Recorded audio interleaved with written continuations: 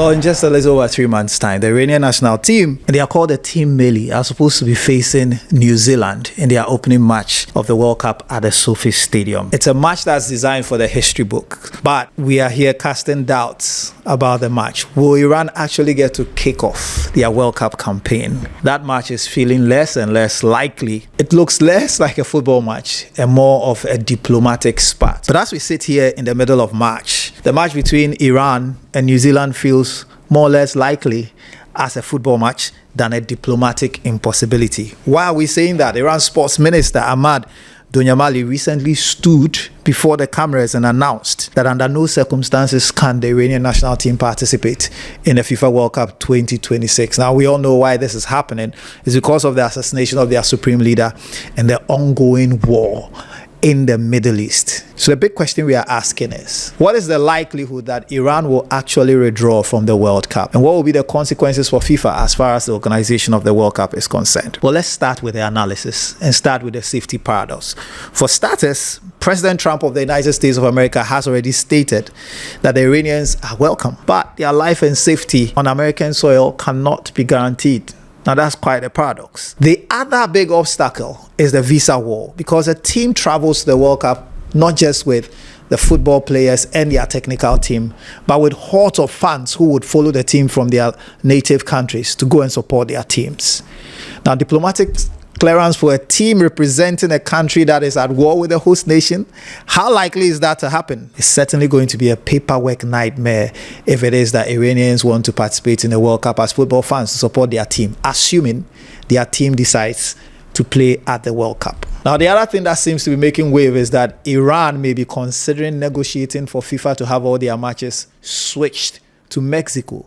That allows them to avoid the visa wall and also the paradox of the US saying, you're welcome, but I cannot guarantee your safety. One may ask at this stage, has there ever been any historic antecedent as far as war, competitions, withdrawals, and a similar situation are concerned? Well, in 1992, the former Yugoslavia, which was made up of countries such as Croatia, Montenegro, Bosnia, countries that you are familiar with, were kicked out of the European Championships before kickoff due to UN sanctions that had been imposed on them. And we all know that eventually the country that was called in as a late replacement, Denmark, went on to win the competition.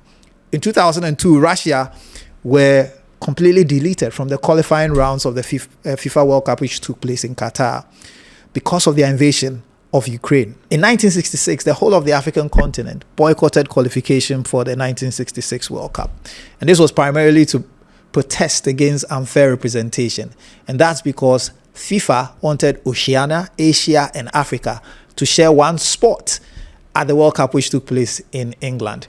Now, this was particularly hard for Ghana to do, although the boycott was led by Dr. Kwame Nkrumah, because Ghana was African champions in 1965 and perhaps were in pole position to have participated in that World Cup. The difference here is that the aggressor in the case of the 2026 World Cup is also the host nation, and which is the United States, which is leading the bombing of Iraq. Now, FIFA's Article 6 covers force majeure, but it does not give a manual as to how to play a game when the host nation's air force is actively bombing another country that has qualified to participate in the World Cup. Now, all of this mumbo jumbo raises the question, if Iran were to formally withdraw from the World Cup 2026, how will their slot be filled? Now, currently, as we speak, FIFA is preparing to host the Intercontinental Playoffs, which involves 6 teams. This is supposed to be hosted in Europe. So smart money would suggest that the Asian representative in this Intercontinental Playoff, which is Iraq, should replace Iran should the Iranians indeed withdraw formally from participating in the World Cup, which will mean Iraq will automatically qualify for the World Cup, and this will open up another slot for the Asians. And the suggestion obviously would be that the UAE, which placed second to Iraq, would then have to replace Iraq in the Intercontinental Playoff.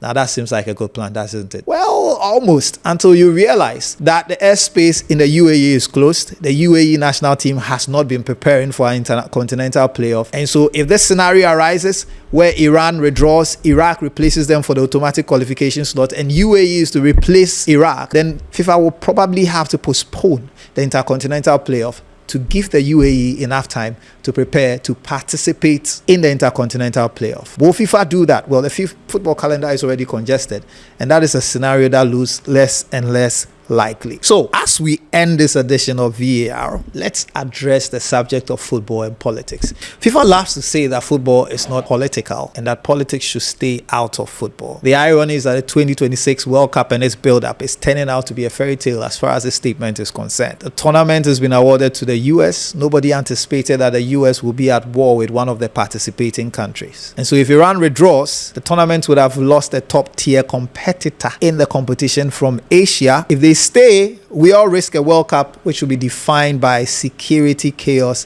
and a heightened state of security. Either way, the United States' involvement in the World Cup is causing the World Cup to look increasingly divided and fractured.